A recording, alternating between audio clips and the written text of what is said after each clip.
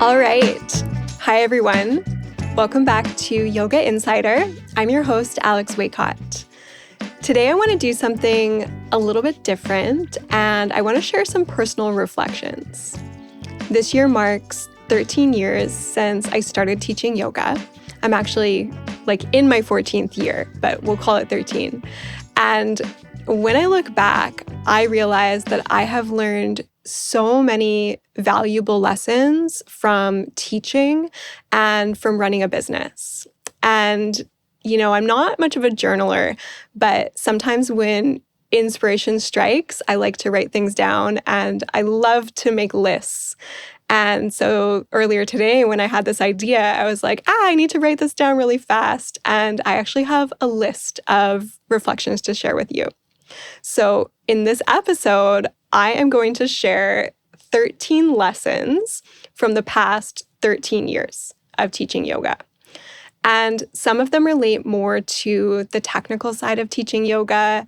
Some of them relate to the business side of teaching yoga. And some of them are just about the inner growth that comes from doing this type of work for over a decade.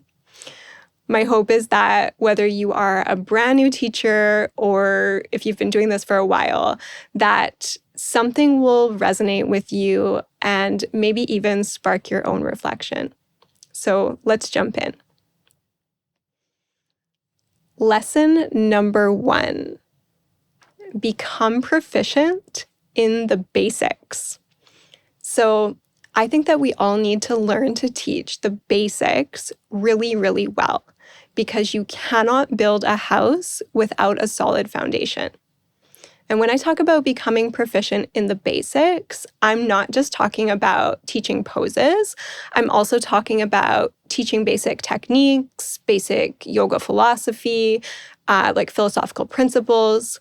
And I think it's really easy to get caught up in kind of the glamour of creative sequencing or this need to make things complex or intricate.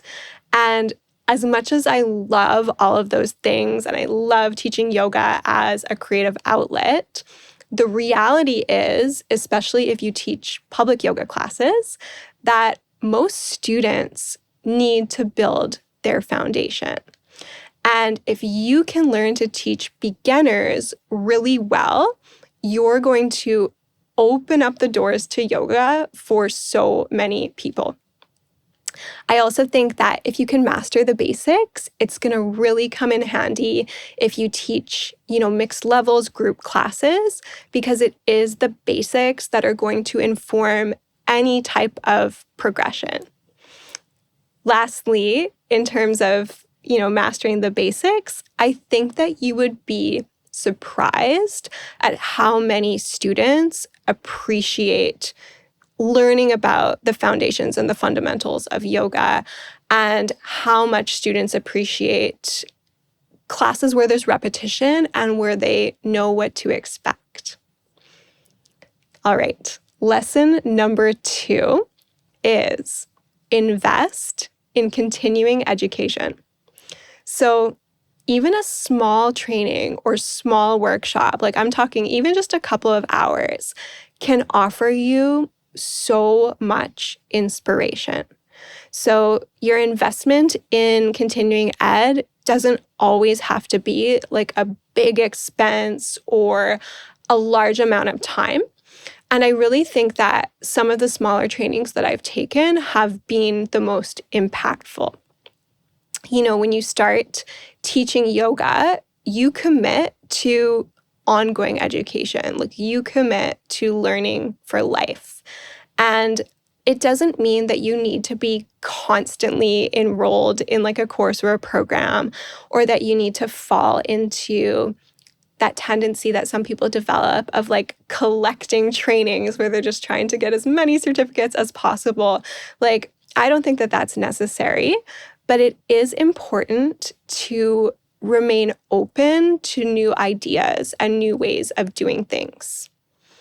Sometimes, especially if you've been teaching for a long time, you'll know this, that the way that we used to teach things, or the way that was maybe in vogue when you did your teacher training, is not always the best way, right? And that those things can change over time, especially as we learn, more about the systems of the body. There's even like social shifts or cultural shifts that happen that we need to remain sensitive to as yoga teachers as well, just so that we can teach in a way that really resonates with the needs of a modern student. So I would say, like, invest in continuing ed, make sure that you keep learning, and just stay open to new ways of doing things, because that really is also a mark of your maturity as a yoga teacher. Lesson number 3 is follow your interests. So this does tie into continuing ed a little bit, but pay close attention to what lights you up and follow it. Don't worry about taking a training because you think you should take it, but learn about what makes you really, really excited, because my guess is that is where your zone of genius and where your passion lies, is in your interests. And you don't need to force yourself to become an expert at everything. You really just need to follow what you are excited about, because that's probably where you're going to be able to make the biggest impact as well. Even in my own teaching these days as a continuing education provider, so somebody who provides training for people who are already yoga teachers, a couple of my favorite subjects to teach on are how to refine your verbal cues and how to become a really great observer, like how to master the art of observation. And I don't think that either of those topics are particularly trendy or sexy. I don't hear a lot of people talking about them, but they are things that make me really, really excited. I love teaching on them and seeing those aha moments for students when we have those conversations in class. And, I think that if people can see that I'm lit up about something and they can see that it's authentic for me, they're going to resonate with that as well. So I would invite you to ask yourself, what lights me up? What makes me excited right now in terms of teaching yoga? And then follow those little bits of information. All right. Lesson number 4 is you will learn more from your students than you will learn in any training. So nothing can replace time spent in the classroom, refining your craft in real time, and really spending time in that relational aspect of teaching yoga, where you are learning to teach and adapt to the needs of the people in front of you. And every time you encounter an injury, disability, a life change, either in your students or in yourself, you have an opportunity to learn, to help someone, and become a better yoga teacher because of it. And I can promise you that you are going to encounter situations in your yoga classroom that you are not prepared to deal with. And, even if in the moment you're not quite sure how to help that person, I do recommend, saying I'm not sure how to work with this right now, but I'm going to go do some research within your scope, obviously, because our scope as yoga teachers is quite limited. But I'm going to go do some research, come back to class next week, and let's work on this together, right? And then maybe you implement a different use of props or a different technique for the student, get their feedback, see how it goes. That's the kind of real life classroom learning that you're just not going to get in any yoga teacher training. And obviously trainings can prepare us for lots of situations, but at the end of the day, it's one of those things where you have to learn on the job and really learn to improvise and adapt in the moment. And I don't think that anything can replace that. You really just have to get out there and teach and log those teaching hours. All right. Lesson number 5, and this does relate, to the previous lesson, but it is put in your time. Okay. So in the beginning of your teaching career, if you can, say yes to as much as possible. Say yes to everything. And what I've noticed in my personal experience is that your values and interests as a yoga teacher will become more clear and reveal themselves to you as time passes. So it is by getting out there, experimenting, trying different ways of teaching, kind of saying yes to all of the opportunities as they come, where you will really be able to figure out like where you fit and where you want to teach. And yeah, I just think it's okay to experiment. It's okay to try new things. When I was a new yoga teacher, I literally said yes to every opportunity because I wanted to learn. And it meant that, I was teaching at the community center for like $17 Canadian per class, like super crappy pay, not glamorous. You never knew what to expect. Every single class, it was constantly different people coming in. But it was in those kind of unglamorous environments where I was able to really learn how to teach well. And I think that there is something to say for just like putting in your time as a yoga teacher. Okay. So, and remember as well that like experimentation and trying different things will also like give you clarity on, maybe what direction you want to go. Lesson number 6 is be consistent. If you want to build community, especially, you need to show up over and over again in the same place for an extended period of time. And I think that consistency for myself in terms of the way that I run my classes, so I run typically pre-registered yoga classes where people sign up for a monthly series. They come to the same type of class on the same night of the week at the same time, like every single month. I think that running classes in such a consistent way is what has allowed me to build long-term studentship and like long-term relationships with students, as well as build a community where students get to know each other.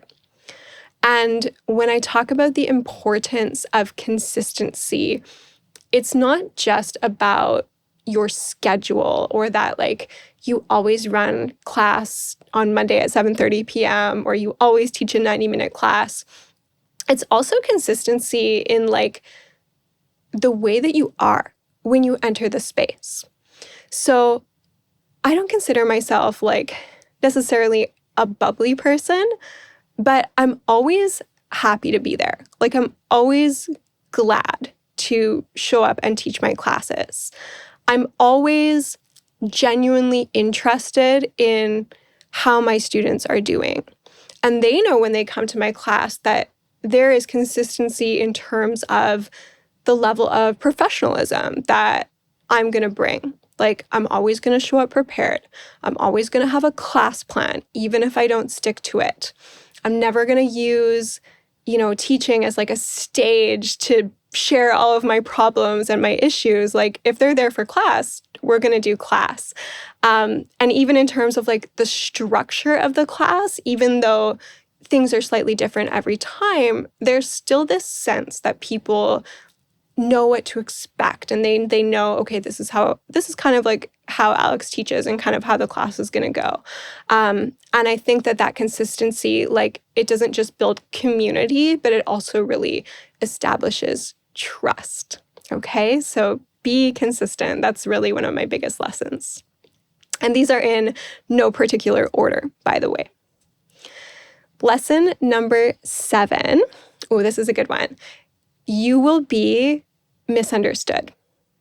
So this isn't exclusive to the yoga industry, but I think when you are in a leadership position and when you are in the public eye, even if that just means like running events in your community or being on social media, and people perceive that you have a certain level of success or a certain level of competence, people will project onto you and try to fill in the blanks about you.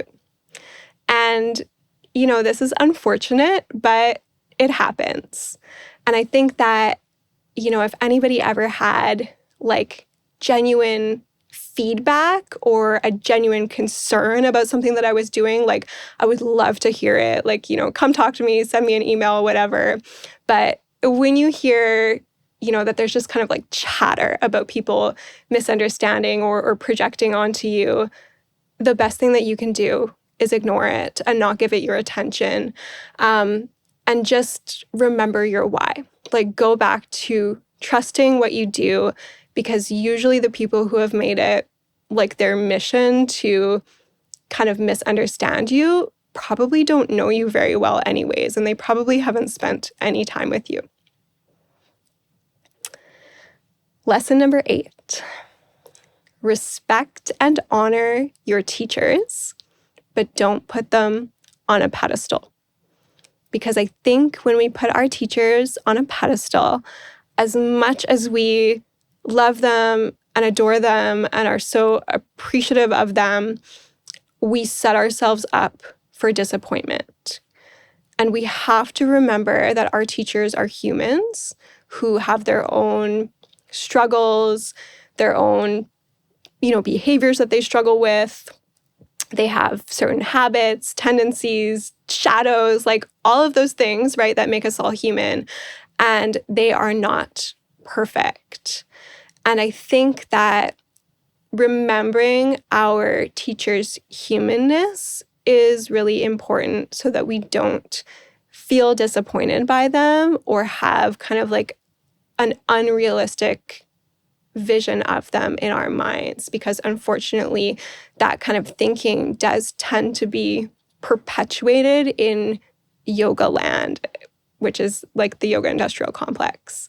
And I think it's also important to acknowledge that there is a long history of abuse and exploitation in yoga land, and we just need to be really like discerning about putting people on a pedestal.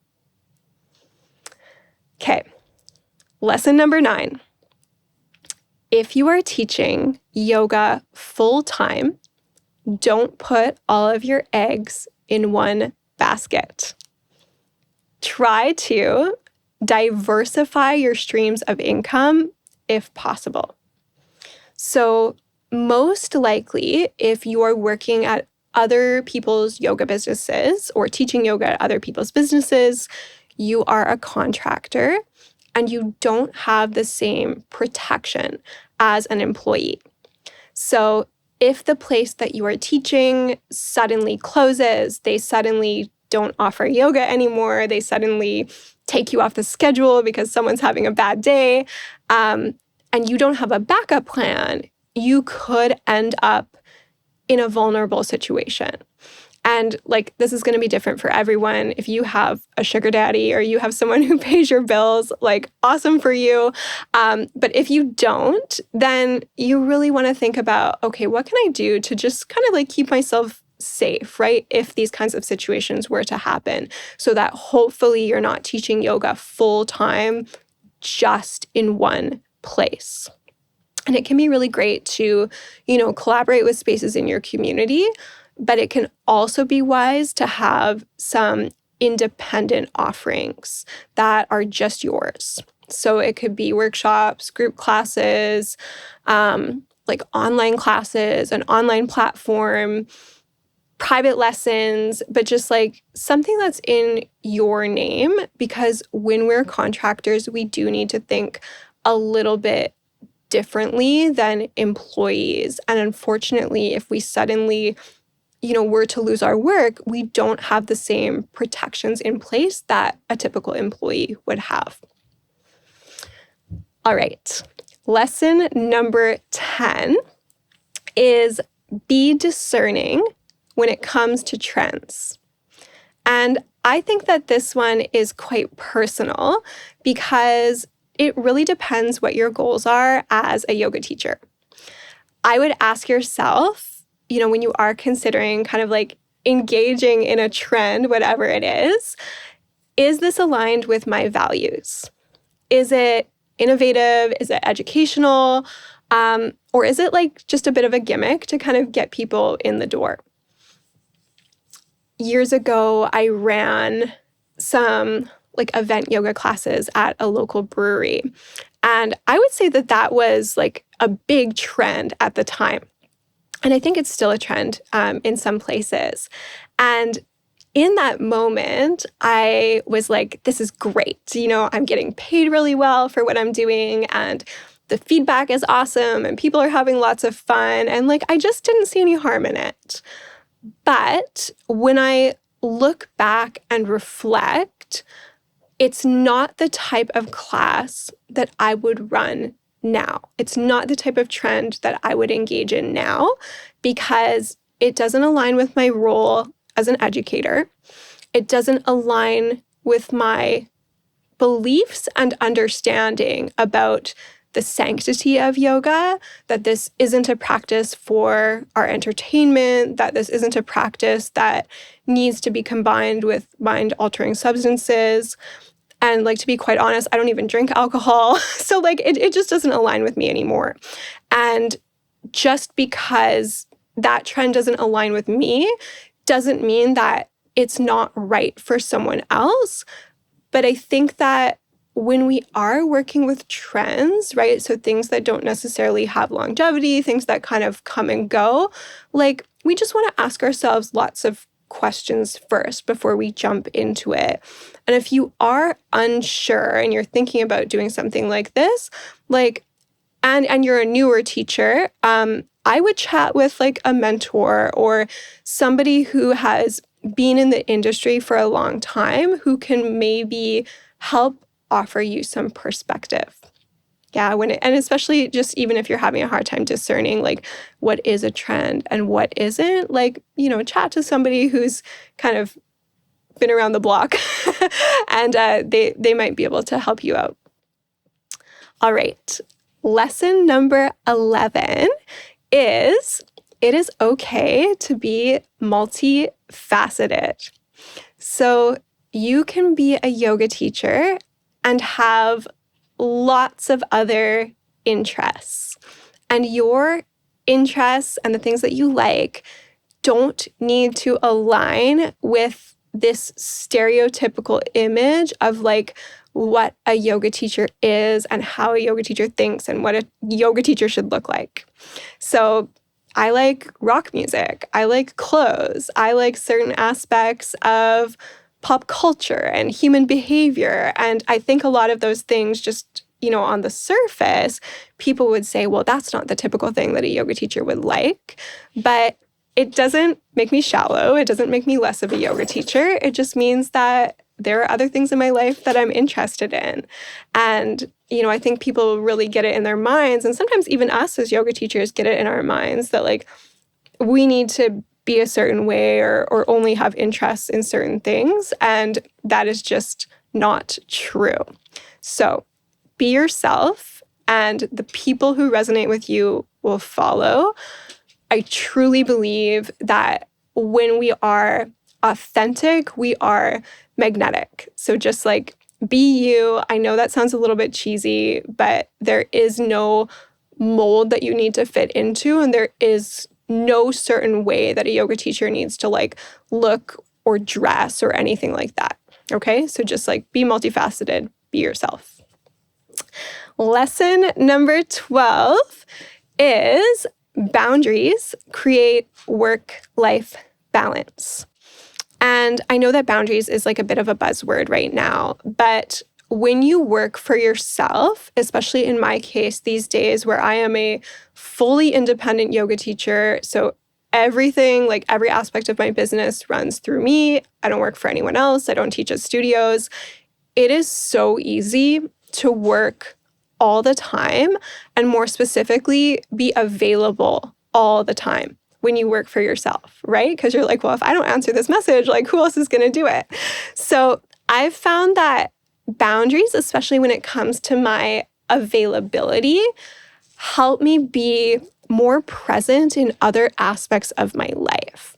And those boundaries just give me a little bit more space to, have friends and have interests outside of teaching yoga.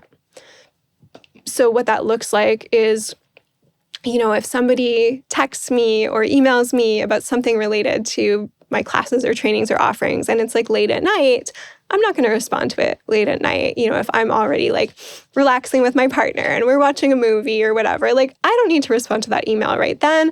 It can wait until the next day. If I'm away for the weekend, emails can wait till Monday. And if I am on like some kind of extended vacation, or maybe I've gone away to attend a training, I'm probably going to set up like an automatic out of office reply on my email, just so that people know when to expect a response. And I find for me that just those types of like availability boundaries let me be present in other aspects of my life. And I think that that is really important, especially when you run your own business and work for yourself.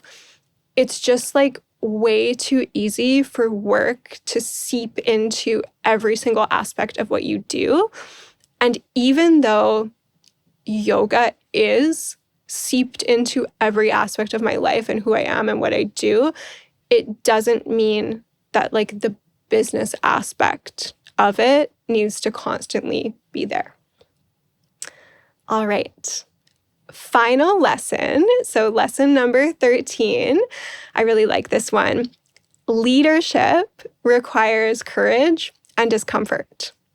So being visible and taking initiative means that you do have to put yourself out there, and that is the cost of trying new things and growing your business and like creating awareness around what you do.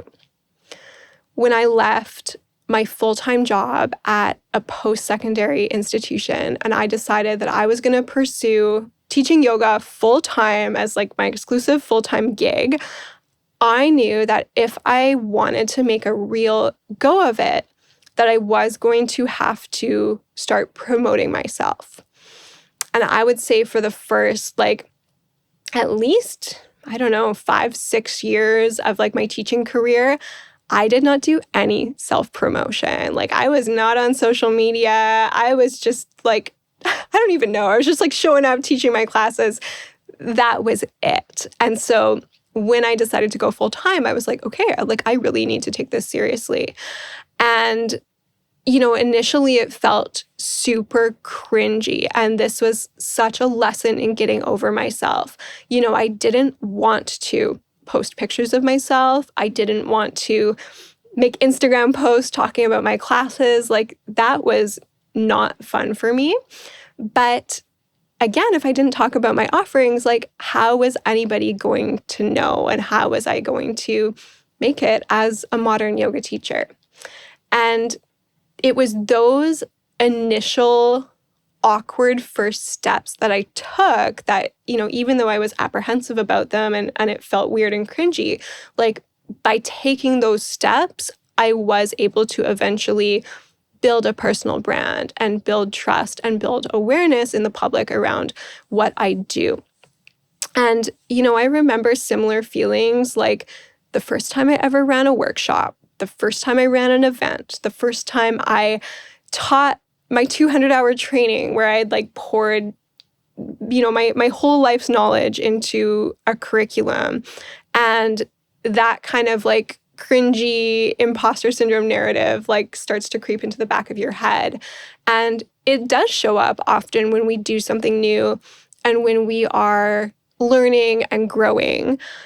But I think that by having that courage to take action, even when we aren't fully ready, like that is really where we're going to grow and kind of step into the next level of ourselves.